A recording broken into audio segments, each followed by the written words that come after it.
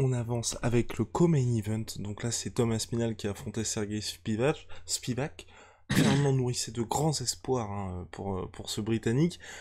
Il a fait le travail, mais est-ce qu'on en a appris un petit peu plus sur lui? Parce que personnellement, moi, je m'attendais à ce qu'il se passe ça. Et surtout, ah oui, et on en a parlé avec Rust après. On a surtout dit, il faudrait qu'il ait un Fernand Lopez comme manager. Parce qu'après, dans son interview de MMA Fighting, je sais pas si t'as vu ça, il a dit qu'il n'était pas prêt pour les tops de la catégorie, qu'il lui fallait encore longtemps, et il a call out, et là on a vraiment été choqués, Blagoy Ivanov. Et notre réaction ça a été, qui call out Blagoy Ivanov après une performance comme ça?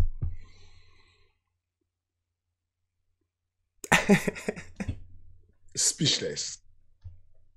Moi, j'étais choqué. J'ai remarqué ça tout seul. Moi, j'étais débordé. Dans le sens où, bon, déjà, la vérité, c'est que je pense que j'étais déjà choqué de l'appréciation qu'on a fait de sa performance.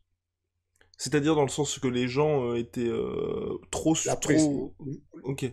enfin, l'appréciation, c'était très, comment, Trop... surcoté, la Ok. performance. Hmm. Alors que Thomas Spinal, j'adore. Pour moi, c'est le futur de la catégorie. Je pense que ce qu'il a montré contre Spivak, ce n'est même pas les 1/10 de ce qu'il est capable de faire. Je ne comprends pas que... j'étais même surpris qu'il ait eu la performance de la soirée avec ça. Hmm. Parce que il est tellement bon que comment il a fini, je ne sais pas, je vois un peu ça comme... euh, comme Cyril qui finit de Santos. Mhm.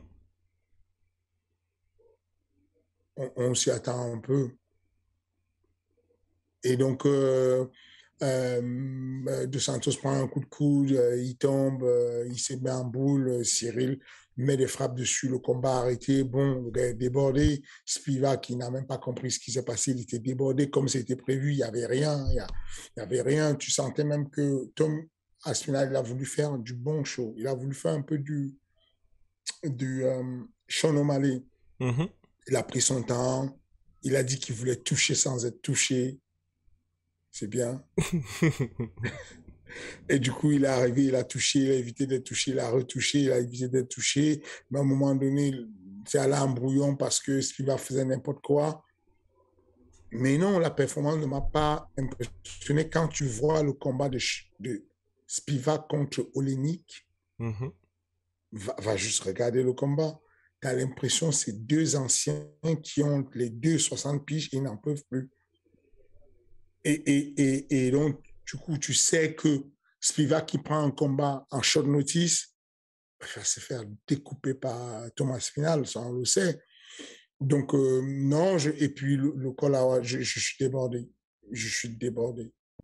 Mais à ton avis, c'est Enfin, dû à quoi ça? Surtout qu'en plus, j'ajoute aussi par rapport à la surprise, c'est qu'il est en heavyweight et donc une catégorie où mine de rien, l'ascension est quand même un petit peu plus simple qu'en bantamweight ou en lightweight, des catégories complètement surchargées. Toi, tu l'expliques comment ça se... je l'explique juste par une méthode qui n'est, il y a des méthodes, des théories qui existent et qui traînent. Il y a des théories qui durent des années, des siècles, ça ne bouge pas. La théorie du management selon laquelle, bon, ça sert à rien d'aller prendre des gros noms tant qu'on ne te paye pas. Faire, comme tu n'es pas encore bien payé, autant prendre des petits noms et tu prends des combats faciles. Je, je, je, un combat est toujours dangereux. À tout moment, tu peux galérer. Mais va en avant, va tomber en avant. Que de toutes les façons, et ça, c'est un mode de management qui dure des fois. Il y a toujours des gens pour te conseiller. Ah, mais tu n'as pas vu lui. Lui, il a été sollicité par l'UFC. Il a dit non à l'UFC. Il a dit, moi, je vais aller à l'UFC quand je serai prêt. Mais quand tu seras prêt, tu ne seras jamais prêt. Arrête, vas-y juste. Il n'y a pas un moment où tu seras prêt. Il n'y a pas... Enfin, et on continue à avoir des jeunes qui disent ça, qui vont à l'UFC, qui se cassent la gueule, qui reviennent, qui ressortent de l'UFC rapidement. Et putain, ils disent, voilà, je suis bien mûr. j'ai refusé 7 fois l'UFC et là, je peux aller à l'UFC. Et c'est la même chose qu'il est en train de faire. Bon, je refuse le top 10 pour le moment, je ne mérite pas. Il faut déjà que je prenne un top 15. Mais non, Tom, mais non, mais non. Mais non, vas-y, perds pas le temps, vas-y. Tu fais un... Et Et pour surtout peu le fait que... de dire qu'il lui faut beaucoup, même quand il a ajouté, j'ai encore besoin de beaucoup plus d'expérience. Parce que tu vois, c'est même pas, même dans l'esprit des gens, là, on est en train de se dire quoi? Donc ça veut dire qu'on va attendre 3, 4 combats? C'est ça, c'est ça. Le mec, enfin, on parle de lui comme un futur contender et lui, il nous dit non, non, les gars, je ne suis pas encore prêt. Son call-out est terrible. Après, bon, c'est déjà bien, il a fait un call-out. Il n'a jamais fait de call-out, il n'a jamais osé faire de call-out. Il est de ce genre de personne qui ne fait pas de call-out. Et quand il réussit à faire un call-out, il faut apprécier, il faut remercier parce que du coup, on évolue quand même. Il, son manager va lui faire un peu, va lui donner la réalité des faits et puis il va réajuster. La prochaine fois, il va être un peu plus ambitieux. Mais Blako Ivanov, Blago Ivanov. Ivanov, Mais en tout cas, il est content parce que je pense que au moins les gens se font ah oui, c'est vrai qu'il est à l'UFC. c'est ça, le mec, on l'a oublié. Enfin, le mec, on l'a oublié. Et il y a le gars qui est censé être le futur. Très clairement, il va dans l'idée de se dire, je veux le combat le plus facile parce que je ne suis pas encore bien payé. C'est tout. Moi, c'est la seule logique qui a un sens. Et ça, c'est une école. Il y a une école de gens qui gardent des choses comme ça. C'est qu'il y a des choses qu'on fait, tu ne sais pas pourquoi. Si, par exemple, on te dit...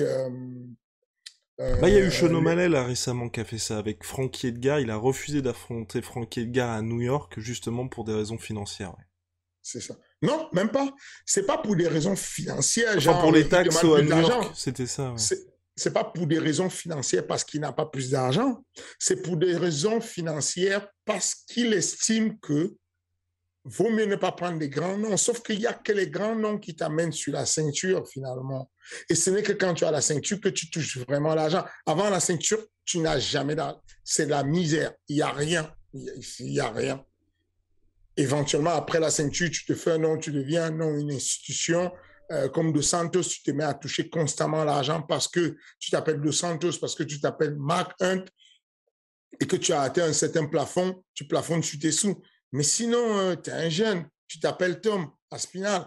Mais t'inquiète pas que si tu as envie de rester le gardien du temple et affronter tous les mecs qui sont autour du top 20, bah, l'UFC n'a pas de problème. Hein. Tu peux rester là 3 ans si tu veux. Hein. Ils vont te payer pareil. Ça va monter tout le temps de 2000 à 2000. Hein. En gros, Tom Aspinall, bah, s'il gagne 30 plus 30, bon, on lui a rajouté 2000 plus 2000. Ou alors, là, quand on lui a mis 3000 plus 3000. Et puis, il va remonter à... Quand il gagne un beau combat comme ça, bon, il a ses 50 000 $, mais au lieu de 30 plus 30, la prochaine fois, il va prendre 33 plus 33. Ensuite, il va prendre 36 plus 36. C'est un sketch. En tout cas, Tom, si tu nous regardes, un petit peu plus d'ambition pour la suite.